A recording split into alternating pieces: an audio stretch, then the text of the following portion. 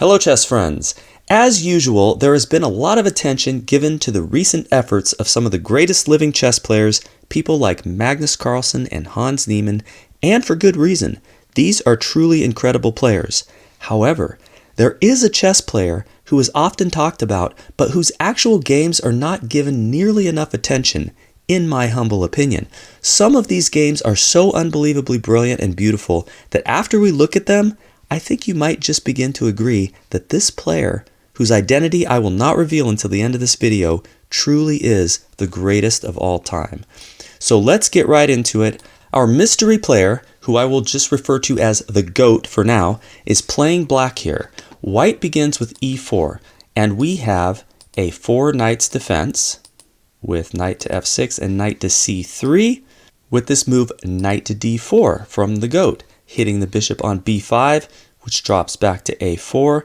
We have c6. This is known theory. The idea is to kick the bishop around even more with the move b5. So now we have d3 from white. This secures the pawn on e4, so maybe knight takes e5 is beginning to become a threat. The GOAT doesn't address that. He plays a5. The idea is to trap the bishop. With b5, bishop goes to b3, and then a4. But this does allow white to grab the pawn on e5. It's a pawn sacrifice. If you were to try to trap the bishop right away, once the bishop gets to b3, f7 is going to be targeted with the help of the knight. So first you have to address that. The GOAT plays d6, kicking the knight back to f3, which hits the knight on e5. So we have knight takes f3 check, queen takes f3. And here it still doesn't quite work yet for black to try to trap the bishop because b5 would weaken this diagonal, and there'd be a tactic involving the move e5 because of the placement of this queen. So first, bishop to g4 from the GOAT, hitting the queen, goes to g3, and now b5. Now, is white just lost here? What do? You play bishop b3, a4 is coming, looks like white has just lost a piece. But there is a way to complicate the position. We have the move d4, threatening e5, which will kick away the defense of the bishop on g4, which is why queen d7 is played next to add defense to the bishop. But now f3, okay, bishop to h5, and e5. White needs to keep the threats coming or this bishop is simply lost. But after d takes e5, white does not recapture with the pawn to maintain some kind of a counter threat. Instead, queen takes e5 check. A check which can simply be blocked. And now, is white finally going to lose a piece?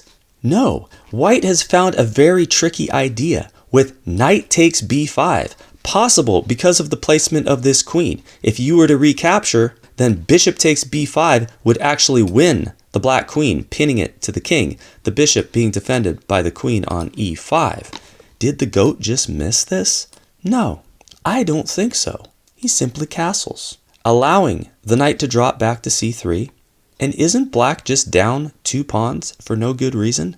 Well, the first part of that statement, yes, black is down 2 pawns, but there is a very good reason, and that reason is the white king is uncastled on an open file, which the GOAT goes about exploiting immediately with the move bishop to d6, attacking the queen, which moves to g5. The queen's kicked around some more with h6, and after queen to h4, we got rook f to e8 with check. The move played here is king to f1, and you might be wondering, why not f2? Isn't that a little more natural, activating the rook? Well, I think the idea here is that the white queen is a little short on squares, and we want that f2 square for the queen to possibly drop back to. So here white has a threat, and that is to take on h6, and after the bishop's captured, the knight on f6 is going to be lost. So the way that's addressed is rook a to b8. Counterattack. If the bishop takes on h6, now the rook can grab on b2. Bishop to b3 from white blocks that. And now we have a very strong move from the GOAT.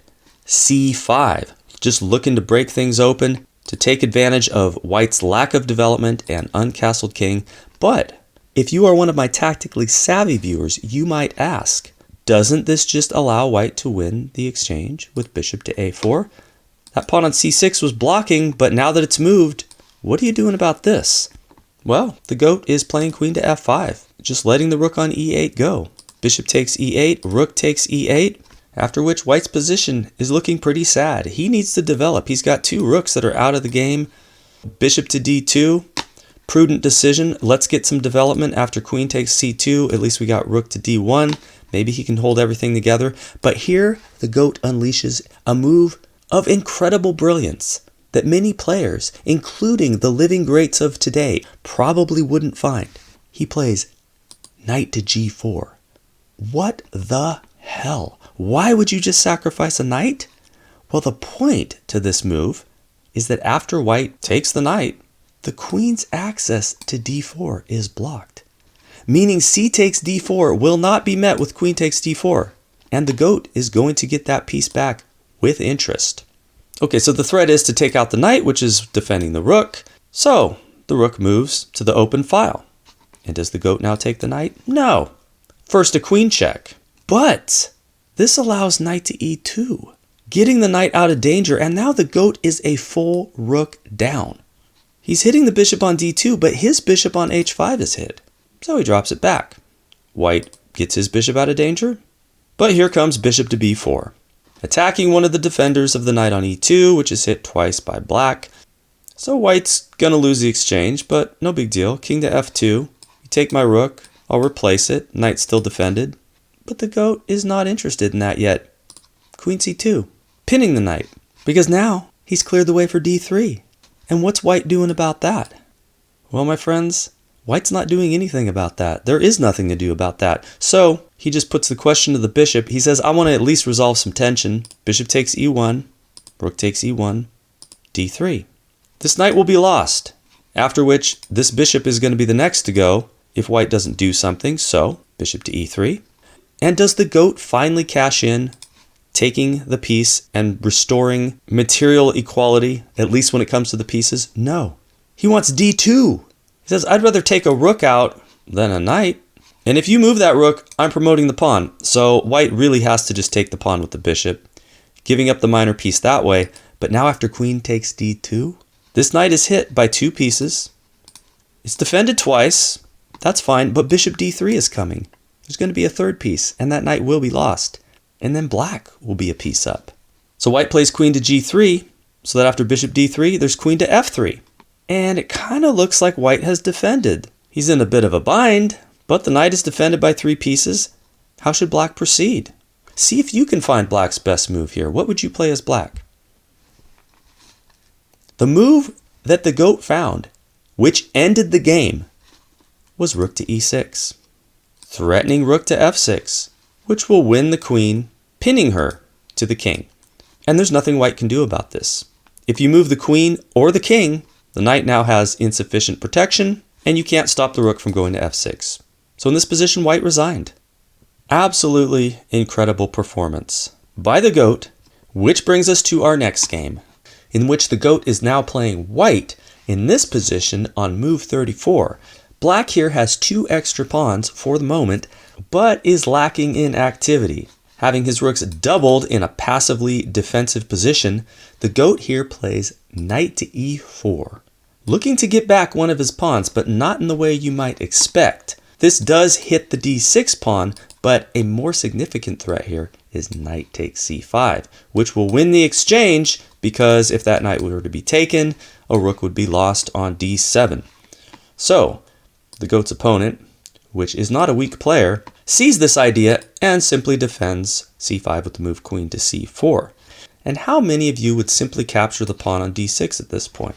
Which is not a bad move, but it is not nearly the strongest move. The GOAT in this position actually finds a winning sequence, which if you can see to the end, you can consider yourself something of a tactical genius. The first move is not too hard to spot. The GOAT plays bishop takes e7. Okay, it's logical, removing one of the defenders of the d6 pawn after rook takes e7, but the follow-up is not so obvious. What's white's best move here? Take a minute. What do you think it is? Here the GOAT unleashed the crushing queen to h4, which is way more dangerous than it appears. On the surface, it only attacks a rook. Big deal. The rook is defended with rook d to d7. But now here comes the game-ending f5, which does multiple things at once. For one, it defends the knight, which was now in danger of being captured. 2, it threatens a fork. 3, it threatens knight to f6 check, which will win the black queen. There is no way for black to deal with all these threats. Let's try it as d5. And now we have f6. Rook to f7. The goat grabs the bishop on g7, which of course wins a piece, because if you take the knight on e4, there will be queen takes e4, and if the pawn recaptures, you're losing the rook on d7. But black does have a very tricky try here. He plays rook to f4. Did the goat miss this move? Will the knight be picked up? And will black win the game with these powerful central pawns, 2 of which are passed? No, because there is still a knight check on f6. King takes. But now don't we still have a problem as white? The knight's attacked, the queen's attacked. What are you doing here? Well, I'll tell you what you're doing. If you're the goat, you're winning the game with a queen sacrifice, which isn't really a sacrifice because you're grabbing both rooks after e takes f4, knight takes d7, and although black does have some extra pawns in the center still, they're not going to be enough. White's 2 rooks and knight are able to defend. d4 is played, knight e5, queen goes to b4, knight to d3, hitting the queen, queen goes to b6, the goat picks up the pawn on f4, and eventually the 2 rooks and the knight are enough to decide the game. Brilliant. But we're not done yet. We still have 2 more games to look at. And in this third one, it's again the goat to move with the white pieces. His knight's under attack on c3, and what do you think he plays? Do you think he gets his knight out of dodge? No, he plays h4. An incredible knight sacrifice. Does this really work? B takes c3. Black says, okay, prove it to me. B takes c3 and continues to play sensibly with c5, activating the bishop, hitting e4. The goat doesn't want any of that. He plays d5 to block the diagonal of the bishop. And after e takes d5, he takes on g5. Knight d7 is played with an attack on the bishop, moves to f4. And again, black tries to activate the bishop with d4, hitting e4.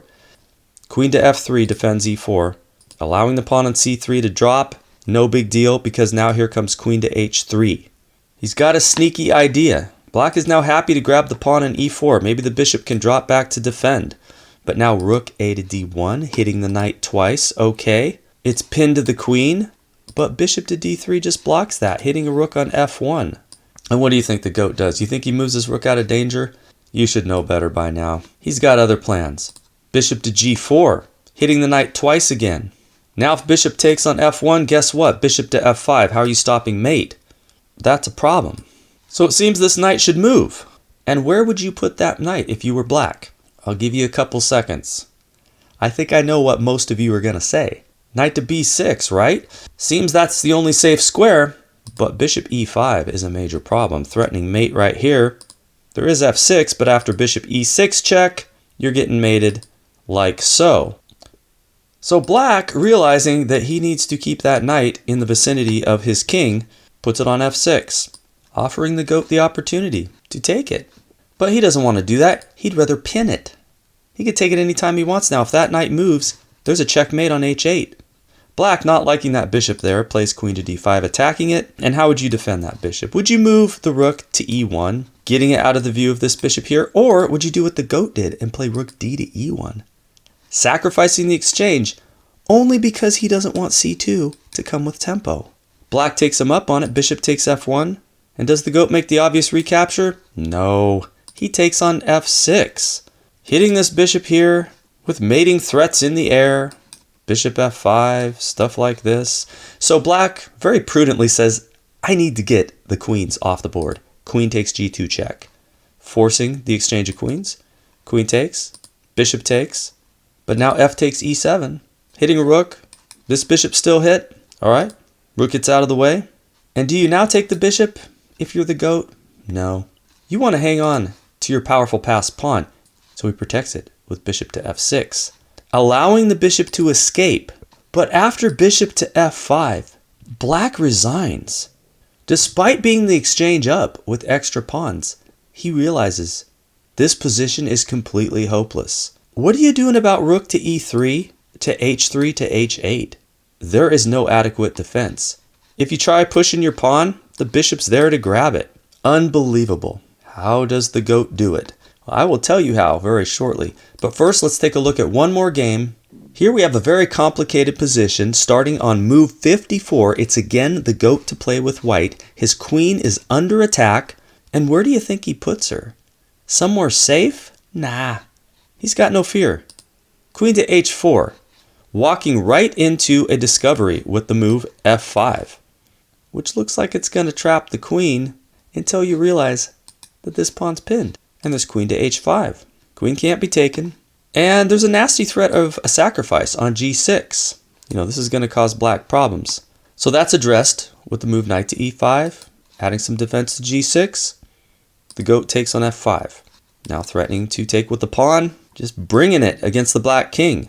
But look at this. Bishop to h4. Attacking the piece that is pinning the pawn. That piece is eliminated. Guess who's going away? Yes, the queen on h5. So that piece must be maintained, which is why the rook is moved to f3. Black grabs on g3. The rook takes. And now a very clever move by black. Rook to g7. Breaking the pin. Threatening to capture the queen. You don't have time to take the rook unless you want to lose your queen. So does the GOAT finally need to retreat his queen? No. He's got knight to e6. Counterattack on the black queen, but wait a minute. That knight can simply be eliminated. Bishop takes e6. After f takes e6. Doesn't white just lose the queen? And the answer is yes. The GOAT has sacrificed his queen. G takes h5. But he does get a rook. Rook takes g7 check. Okay. King goes to f8. And if you look at the material here, you'll see that white only has a bishop and pawn for his queen. Normally not nearly enough to survive, but this is not a normal position. This rook is very active. It takes the pawn on h7, threatening to come to h8, win the black queen, so king to g8, hitting the rook. Does the rook move? No. e7, attacking the queen. Okay, queen moves. No big deal. A rook check. Okay, king to h8. Now rook to f7, threatening to win the queen like so. Notice, the knight cannot take the rook because it's pinned to the king. So what's played is rook to a8. More coverage of the f8 square. So the GOAT could move there now and get the black queen, but he's got something much better. He's got bishop takes e5 check, d takes e5, d6. Two connected passed pawns, which prove to be absolutely devastating. The knight's hit, and d7 is coming. Now what black tries here is knight to e6, which does allow bishop takes e6, which is probably what he was hoping for, so that he could at least grab this pawn here and maybe survive by some miracle, even though it's still losing for black. But the GOAT's not interested in just grabbing a knight. He plays d7. The knight's still hit, and a pawn's going to promote. So for example, let's say you get the knight out of the way, hit the rook, there's going to be the promotion of the pawn. You could see queen takes e8. Queen's replaced by another queen. That queen can be eliminated, but now white's a piece up. And black doesn't really have any compensation. So I hope you've enjoyed looking through some of these unbelievable performances by the player who I've been referring to as the GOAT, whose identity I will now reveal. And this player is none other than Stockfish16. You may have been expecting it to be a human player, but when I referred to this player as the GOAT, I was not exaggerating. I meant it quite literally. Stockfish is arguably the strongest chess entity that has ever existed. There are some other computer programs that are getting close, but none are really significantly better. And you can generate these kinds of games on your own computer by downloading Stockfish and playing it against other programs, which is what I've done here. The first game we looked at was against an older version of Fritz 11, which, although it's quite a few years old at this point, it's still stronger than a Super GM and played some very brilliant moves, as you could see, but still no match for Stockfish. The three games we looked at after that were versus Komodo 14, a very worthy opponent, which can often draw against Stockfish, especially with longer time controls, which is why most of these games were played ranging from 5 minutes to 10 minutes total for each player. Because in order for Stockfish to fully demonstrate its brilliance, it really needs to play against an opponent that's going to make some kind of an error, which doesn't happen very often with today's top programs, even some of the older ones, if they're not playing Blitz or Rapid. So thank you for watching. Consider subscribing to the channel if you enjoyed this content, and I'll see you on the next one.